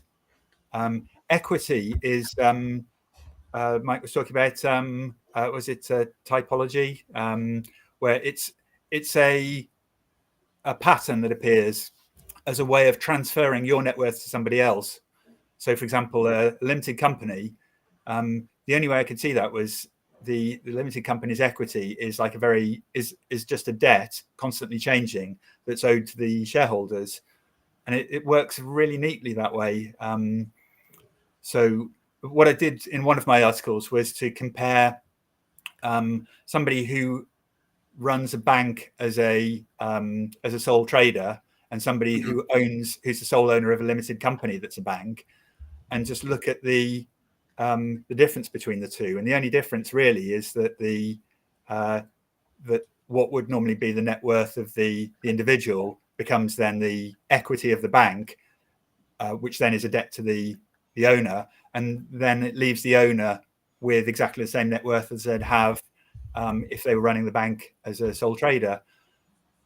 So it's that's one of the ideas. The other one was it works in reverse. So in government, you've got the National Loans Fund, and in law they say that the net liabilities of the National Loans Fund are liabilities of the Consolidated Fund. It's in the UK, and that's another equity pattern where you reset the National Loans Fund's net worth to zero by transferring the net liability, by creating by adding an asset to the National Loans Fund and called equity, and then it becomes a liability of the Consolidated Fund. So I've seen that pattern appearing in different places. So that's what I think of as equity, whereas net worth is just assets minus liabilities, and so net worth doesn't add up to zero. It's possible to like if I give you an apple or something, then my net worth has gone down and your net worth has gone up.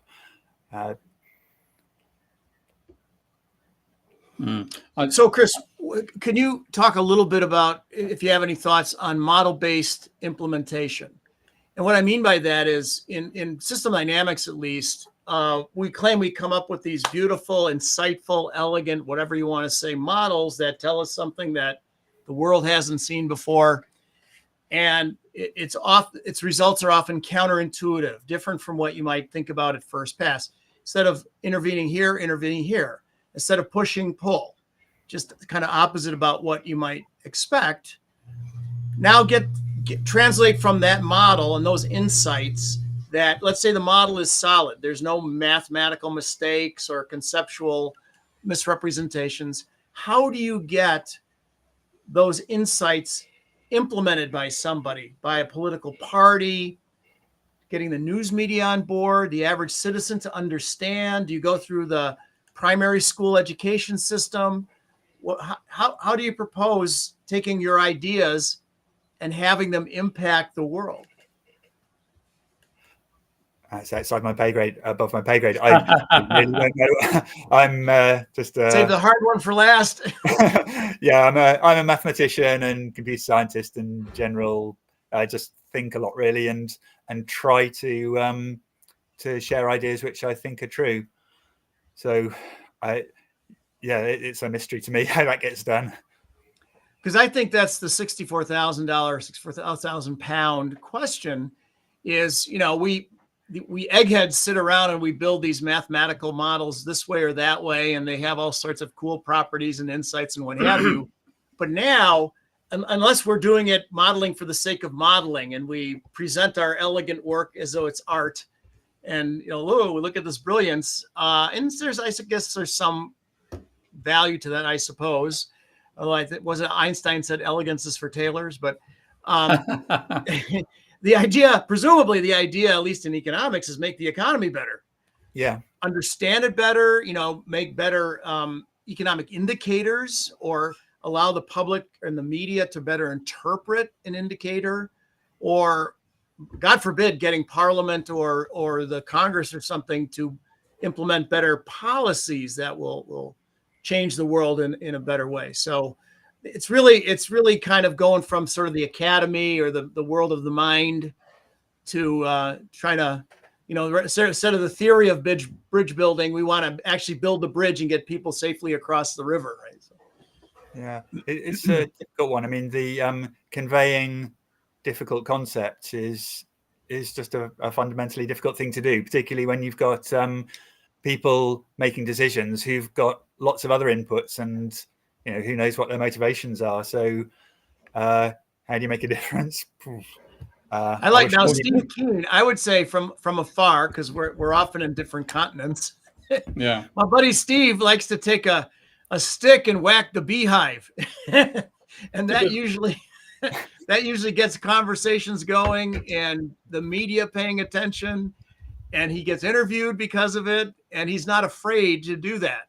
He's a very bold person. And so my mentor, Jay Forrester, always said, to do what we do, you got to have courage. You should tackle big problems, not small ones, but to do that, you got to have courage, because you're going to step on toes and go against conventional wisdom, and people are going to come back at you, and you can't be afraid. Yeah. But actually, one thing you're doing with your approach, Chris, is that I find neoclassical economists actually falling over your point and using it as confirmation of their way of thinking. So they basically, because for every buyer there's a seller, they said there's equilibrium. Okay. And I've copped that so many times. I remember we were having a conversation with the Bank of New Zealand with the Treasury of New Zealand, where the economists actually kiboshed the wish of the Secretary to use Minsky, this is about a decade ago, to start building a model of the New Zealand economy. And one of them said, everywhere I look, I see supply equal to demand. And I said, so you walk past empty sale yards every night, do you? He went, what? And I said, well, if supply equals demand the way you're talking about it, there'd be no outstanding stocks. At the end of every day, everything would have been sold. And you must walk past empty car yards. Didn't like me for saying that all that much. I wonder why. But the point is, what they're looking at is what you're talking about. Asset, liability, each side of a transaction is similar, the same value. So for every buyer, there's a seller. That doesn't mean equilibrium at all, but that's what they do with it. So to getting away from that hang-up, contributing a set of visuals like you're doing at the moment to enable people to think about that differently and see it as a conservation law, but not equilibrium, that is definitely a contribution. So I got a question. What's next for Chris Rimmer? I'm going to carry on writing on Substack, and I don't know, hoping to make a difference. I'm hoping to help people to think about economics in this way. Trying to get the idea of raw net worth as I think it's a really useful concept. I mean, as I say, I found it's helped me to make sense of a lot of things which books like this haven't. So maybe you take things in the news and comment on them from your perspective as a way of. I think go on to that more. So originally the idea was I was trying to follow Henry Hazlitt's idea originally. So you set out one economic lesson and then apply it to just lots of different situations. Hey, I didn't do the broken window one, did I? Have we got time to just quickly look at broken window? We've got 4 minutes. We've got 4 minutes. We can break a window in 4 minutes. Okay. Yeah, go on. Let's have a look. Yeah, that's a famous example. Yeah. Hmm. Oh, I've got to. It must be this one. Yeah, here we go. So now I just need to share that. Okay, so here's my analysis of the Bastiat's broken window parable. So top left, we've got somebody breaks Bob's window. Bob's a baker. That's consumption of the window. He had a window and now he hasn't got one anymore. So that's purely consumption. The world's net worth has gone down by one window. So then he goes and buys a new window from the glazier, Alice. So he gets a new window. So he pays £50. So his net worth goes down by £50. Alice's goes up by £50 as a transfer. He gains a replacement window. One thing that some people seem to forget is Alice actually loses a window. And so if you look in total, Bob's net worth has gone down by one window, but gone up by one window, but also gone down by £50. Alice's net worth has gone up by £50, but down by one window. And in total, still the whole world's net worth has gone down by one window. So I think that's an illustration that breaking windows is a bad thing.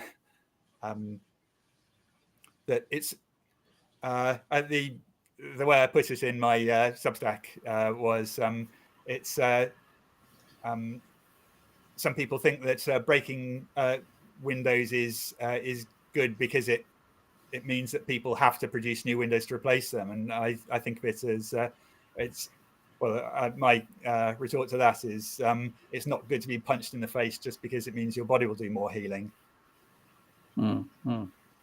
I do like your being that I'm a person that doesn't know how to do art. I love your stick figures, how you make the baker and the men and the women and stuff. Inspired I can by relate. XKCD. Have you ever come across that? No. Well, folks, we're at the top of the second hour here. Chris, it was really great having you on today. I'm sorry Dan had to leave. And Steve arrived late. He had other things to do. I guess he thought we weren't important enough, but this was a really great conversation. I think you did very well in articulating yourself. This was definitely the non-linear lion's den for you. So you did good. We'll have you back on the show for sure. You're on the list of return guests. So that's a good thing. There's a list of non-returning guests. Next week, we've got DT Cochran. Steve's going to be away at the Scotonomics Festival of Economics, so he won't be around, but Mike will be here for sure. So it should be a good show. For Steve, Mike, and Chris, we will see you next week. Bye-bye.